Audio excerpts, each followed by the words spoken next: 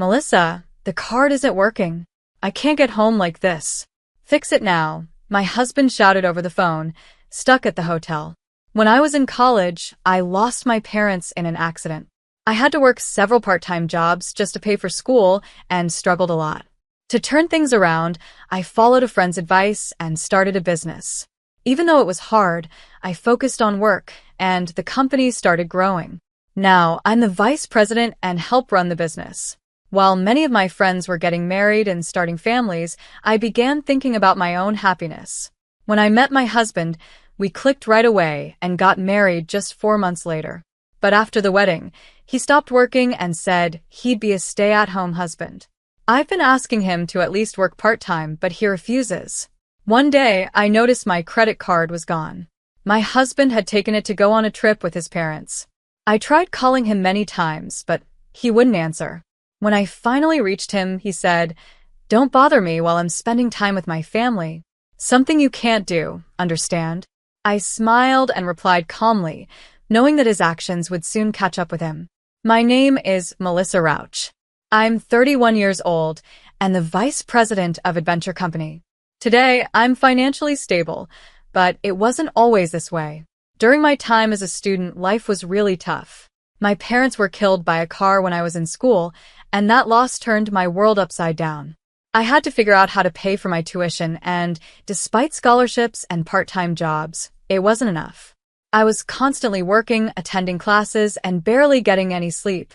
One day, my classmate Kyle Walker came to me with an idea. "Melissa, let's start a company together. If we combine your skills and my business sense, we could really succeed." Kyle was well-liked and respected, so even though it was a big challenge, I decided to go for it. I was always worried about what would happen if we failed and how I'd manage my time with all my part-time jobs. But what if we fail? "I'm too busy with work to take on something new," I told Kyle. He smiled warmly, as if he understood my concerns completely. Then I saw a determined look in his eyes. "Don't worry, we'll succeed," he said confidently. His words, full of assurance, gave me comfort, and his energy made even the hardest things seem possible. At that moment, I felt the need to change my life, so I agreed and we started a business while still in university. In the beginning, it was tough. Banks often turned us down for funding, making it hard to get started. Hiring was another big challenge. As a small company, it was difficult to attract talented people. Even though we placed job ads, only a few people applied, and finding the right candidates was hard. But Kyle stayed calm, giving smart advice that helped us build a stronger team. Slowly, our company began to grow. Kyle and I developed a deep trust as we faced these challenges together, and we became strong business partners. As time went on and I turned 31, I realized that I had dedicated almost all my time to work. I didn't regret it. I worked hard to pay for school and support myself, and I'm proud of the company we built from scratch. The business is successful, and after 7 years, we've grown a lot in both employees and revenue. However, as I watched close friends getting married and starting families, I started to feel like my life was only about work. One day after a lunch meeting, I opened up to Kyle about how I was feeling. "Kyle, I've been seeing friends my age getting married, and it's made me think," I said. Kyle was surprised by the sudden topic. "What's this all about?" he asked. "I've been focused only on work since we graduated, but now I'm starting to wonder if that's okay," I explained. "Are you thinking about getting married?" he asked. After listening to me, Kyle thought for a moment and then said, "If you're not happy with how things are, seeking change might be a good idea. Life isn't just about work. That applies to marriage too. If you want more from life, maybe it's time to take the first step." His words made me think more deeply about my life and the path I was on. For the first time, I started considering things outside of work, feeling encouraged by Kyle's advice. I decided to start looking for a partner, and a friend recommended a safe matchmaking app. I signed up right away and began going on dates after work, spending time at restaurants, bars, and movie theaters. After several dates, I met Tyler Main on the 5th one. I was always busy with work and not great at household chores, but Tyler was the opposite. He was really good at cooking and cleaning. He understood my hectic schedule and never got upset if I had to cancel a date. Our relationship moved forward smoothly, and We both thought about marriage from the start. Just 5 months after dating, we decided to get married. But right after the wedding, Tyler surprised me by announcing he was quitting his job to become a stay-at-home husband. I was shocked. What just happened? I asked, confused. Tyler calmly said, "From now on, I'll handle all the chores so you can focus on work." I was stunned. "Why would you make this decision without even talking to me?" I asked, still trying to process everything. Tyler casually explained, "You're making money, so it's fine. If I take care of the house, it'll make things easier for you." I couldn't believe it. Was he planning to rely completely on my income? Even though I was earning, we weren't that well off. "You should at least get a part-time job," I suggested, but no matter how much I tried, he refused. "No, I'm done working for a company. If you're making money, that's enough." I was dumbfounded by how selfish he sounded, but as a newlywed, I didn't want to argue. To make things worse, he also started asking me to send money to his parents. "Family helps each other," he said. "I'm a stay-at-home husband now, so Melissa, I'm counting on you." I wouldn't mind supporting his parents if he had an income, but putting the burden on me felt wrong. What made it harder was that his parents seemed to think I was forcing him to do all the housework. During a meal with them, his mother put down her chopsticks and said, "Melissa, you're making Tyler do all the housework. Poor him. Do you really think this is fair?" Then his father added, "He told us you're not good at housework, but as his wife, shouldn't you try to improve?" I didn't know what Tyler had told them, but clearly, they thought I was the bad guy. That's not true. Tyler chose to be a stay-at-home husband. I protested, but Tyler whispered, "Calm down. Just apologize, and I'll clear things up later." Even though he said he'd explain, I was frustrated that he didn't stand up for me right then. Later, when I asked if he had fixed the misunderstanding, he always brushed it off, saying it didn't matter. I never got the chance to talk to my in-laws. I felt rejected by them and unsupported by my husband, which made me feel hopeless about our marriage. I even started thinking about divorce. Then, when I went to the hospital because of stomach pain, I found out I was pregnant. I felt both surprised and happy, so I rushed home to tell Tyler. "Tyler, I'm pregnant," I told him. "Really? That's great," he said calmly, which confused me. There was no excitement from him. He just sat on the couch, watching TV, like my news didn't matter. The happiness I felt quickly turned to disappointment. His lack of interest hurt me deeply, and I went to my room in tears, wondering if the love we once had was gone. Even with a baby on the way, he didn't seem happy. I realized there might not be a future for us, and the thought of divorce weighed heavily on my mind. But with a baby coming, I couldn't make that choice easily. Could I raise a child alone? I hoped things might change when the baby was born. Maybe Tyler and his family would act differently. Holding on to that hope, I decided to stay in the marriage for now. As time passed, I noticed a large charge on my credit card statement one day. I couldn't find my card in my wallet either. Had I lost it? Was it stolen or used by someone? Worried, I brought it up with Tyler. "Hey, I found a big charge on my card that I don't recognize. Could it be fraud? Should I call the credit card company?" I asked. To my shock, he said, "I used it. It's not fraud, so don't cancel it." Apparently, after quitting his job and running out of savings, he had secretly taken my credit card and started using it without telling me. This, even though I was already giving him money for groceries and household expenses. "Why did you use my card without asking? And what did you buy with so much money?" I asked. "It's my right to spend it on whatever I want. I just need some money for myself," he shot back. "Then get a job and use your own money," I replied. But this was a conversation we'd had many times before. No matter how much I begged or got angry, he refused to work. The man I once thought would help support us was now barely cooking, mostly ordering takeout, and hardly cleaning the house at all.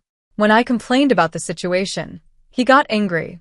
"You're the one making the money, so what's the problem?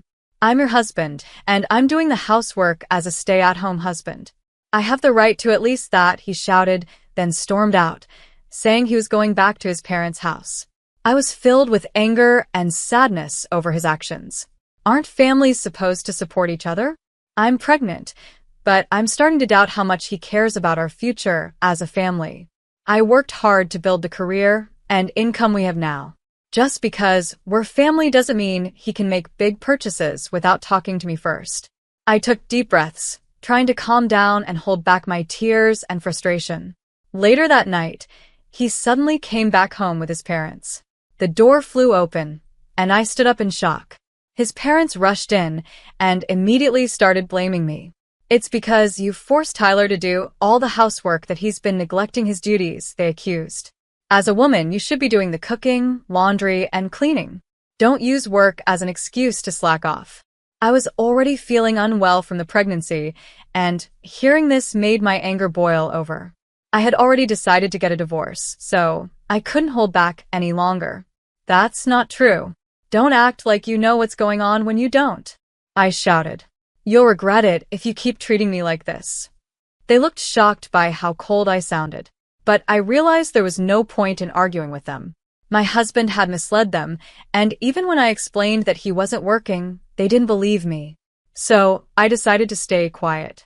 I had a strong feeling they would regret this later, but in that moment, I felt the deep sting of betrayal from the man I once thought would protect me. Then, my mother-in-law pulled out some papers from her bag and slammed them onto the table. If you don't reflect on your actions, we're demanding a divorce. Sign this and be done with it, she said. I stared at the papers, shocked. I never thought they would bring this to me, especially since I had been planning to ask for a divorce myself. Thinking this might turn into a court battle, I grabbed the pen. My hand was trembling so much that it was hard to hold it, but I forced myself to sign the papers. There, it's done, I said, my voice cold. My husband and his parents left after that, but I suddenly remembered I forgot to ask for my credit card back. A deep sense of despair washed over me. Then, out of nowhere, a sharp pain shot through my abdomen, far worse than anything I'd ever felt. I collapsed onto the floor. My breathing quickened, and sweat poured from my body. My vision blurred, and the unbearable pain left me numb. I tried to say, "What's happening?" but the words barely left my lips. With each breath, the pain grew worse, and my body felt out of control. I struggled to pull myself across the floor, desperately trying to reach my phone. My fingers shook as I clawed at the floor, moving forward inch by inch with all the strength I had left. The sharp pain threatened to make me pass out. Finally, I managed to make the call and, with a shaky voice, explained the situation. "Help, I'm in severe pain and I'm pregnant." I gave them my address and hung up. The pain didn't stop and my vision got blurrier. I collapsed on the floor, waiting for the ambulance. "Please protect my baby," I prayed, holding on through the agony.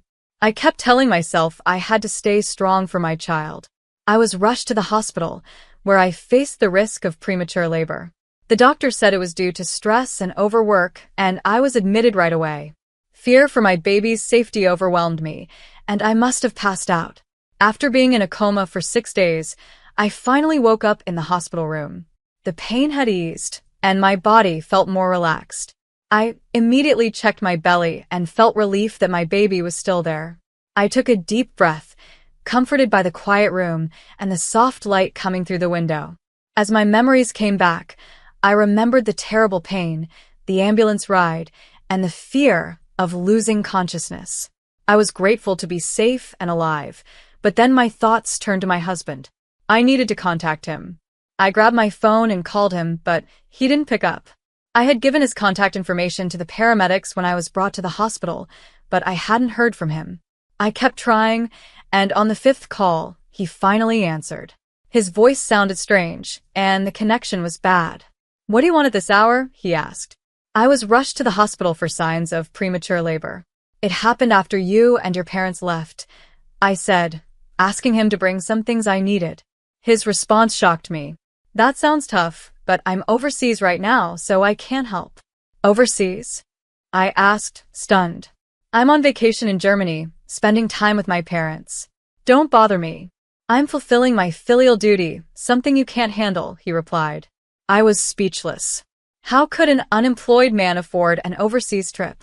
He kept talking about his duty to his parents, so I guessed he must have had some other source of money. With my voice shaking, I simply said, "Got it," and hung up. Afterward, I went to the hospital gift shop, bought some stationery and an envelope, and made a phone call to someone. The next day, my husband called in a panic, saying, "The card's not working. I can't get home like this.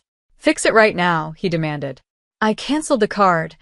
I replied calmly, though inside, I was boiling with anger. What? "I can't pay for anything." "What are you going to do about it?" he asked, sounding desperate. "That's your problem," I answered firmly. "This isn't just my problem. I'm still your husband," he shot back. I couldn't help but laugh. "What's so funny?" he asked, clearly confused. "Our marriage is almost over. The divorce process is already underway," I said, and his tone suddenly became tearful. "Please, just let me use the card temporarily so I can get home." "I'm begging you," he pleaded, but I felt nothing. "Figure it out on your own.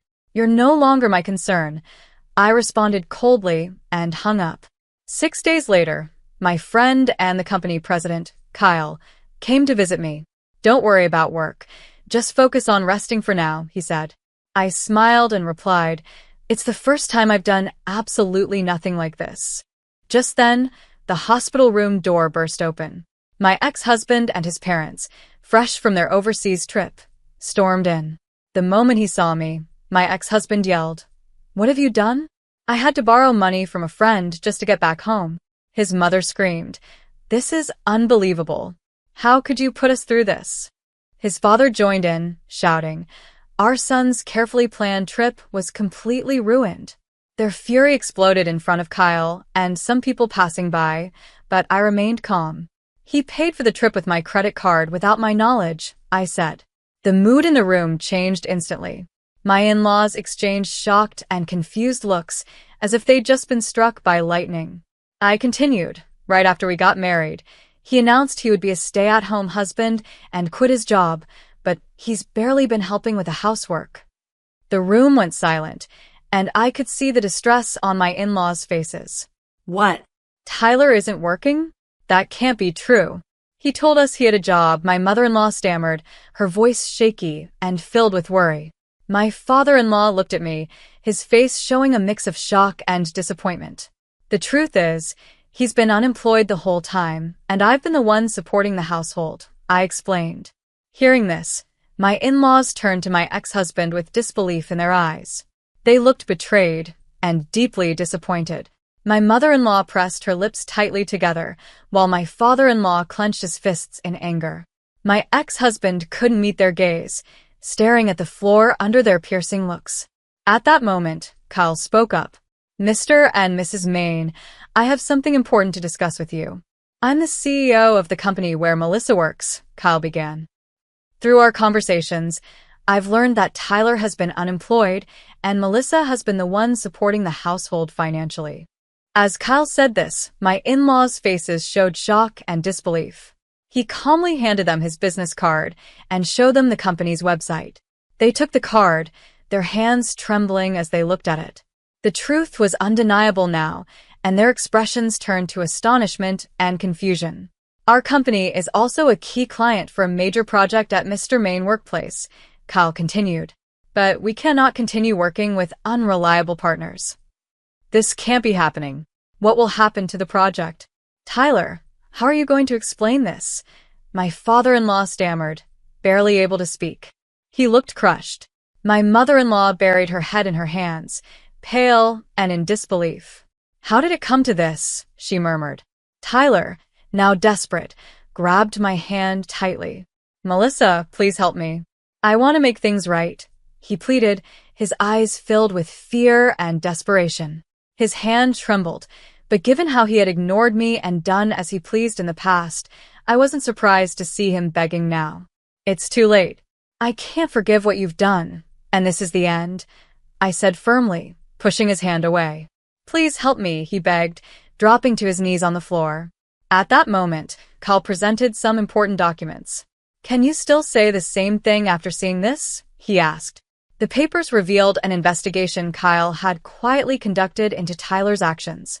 They showed how Tyler had lied about sending money to his parents and had been recklessly spending my income. I can't tolerate anyone hurting a valuable business partner, Kyle said, his voice calm but filled with resolve. I've already spoken with our lawyer. You should prepare to compensate. Kyle delivered this news with a polite but firm smile, leaving my ex-husband and his parents in shock. As I lay in my hospital bed, I felt an overwhelming sense of gratitude and relief for everything Kyle had done for me. Since that day, the stress has lifted. I recovered from the threat of premature labor and eventually gave birth to a healthy baby. My heart is filled with both joy from the birth and the exhaustion of childbirth. Kyle and my colleagues even visited to celebrate, and since being discharged, I've been enjoying peaceful and fulfilling days. I moved into a new apartment that Kyle had arranged for me, thanks to his thoughtful care. We chose a place where my ex-husband and in-laws would never be able to find us, ensuring our privacy and safety. The new apartment is in a quiet area, away from the busy city, surrounded by greenery and peaceful silence. It's the perfect place to enjoy nature, whether for a walk or just to relax. Here, my baby and I are starting a new chapter in our lives. With this fresh start, I feel both excited and nervous, but having supportive people around me has made things much easier. A few weeks have passed since I gave birth, and I'm currently on maternity leave, enjoying peaceful time with my baby. Kyle visits us regularly, bringing essentials and offering words of encouragement. One day, he came by again with new supplies. As he saw us, he asked, "Melissa, how are you feeling? The baby looks healthy, and that's what matters most." Thank you, Kyle. "We've made it through because of your support," I replied, grateful. After inviting him inside, I gently laid the baby in the crib and made him a cup of coffee. Looking slightly serious, Kyle said, "I need to talk to you about your ex-husband and his parents." "Is something wrong?" I asked. Kyle explained that he had been keeping an eye on them to make sure we were safe. They sold their house to pay the compensation and are now living in a rundown apartment. "Your ex-father-in-law lost his job, and all four of them are working nonstop," he said, placing some papers on the table. He went on to tell me that my ex-husband is now doing hard labor at a construction site. His laziness from when he was supposed to help with housework is causing him problems at work, and he's often scolded. He's finding it tough to adjust to his new job. Meanwhile, my former mother-in-law is working 2 jobs, as a cashier during the day and on a sandwich production line at night, without any breaks. She's suffering from back pain, but doesn't have the time or money to get treatment. My ex-father-in-law has been looking for a new job, but his age and lack of experience have made it hard. He's now working as a cashier during the day and as a janitor at night. As I listened, a mix of emotions filled me. But more than anything, I realized their struggles were the result of their own choices. I felt a brief moment of sympathy, but it quickly faded. Staying calm, I said, "Well, that's the consequence of them betraying us." Kyle nodded and said, "You're right. Now you're finally free. Let's focus on your happiness and the baby's well-being from here on." I fully agreed with Kyle, and I knew more than ever that my life moving forward would be about me and my child. The struggles and pain of the past were behind me, and I was ready for a fresh start. Afterward, with my lawyer's help, I demanded that my ex-husband and in-laws pay alimony and return the savings they had used without my permission. Even though they claimed they couldn't pay, I wasn't afraid anymore. For my child's future and mine, I stood tall and faced them directly. I won't be thinking about marriage anymore. From now on, I'll live a happy life with my child, I declared with a smile. Kyle responded, "That's the right choice. You're incredibly strong, and you deserve all the happiness coming your way." His encouraging words gave me even more confidence. Now, my future is all about finding happiness with my child. This fresh start is a big step forward for us both.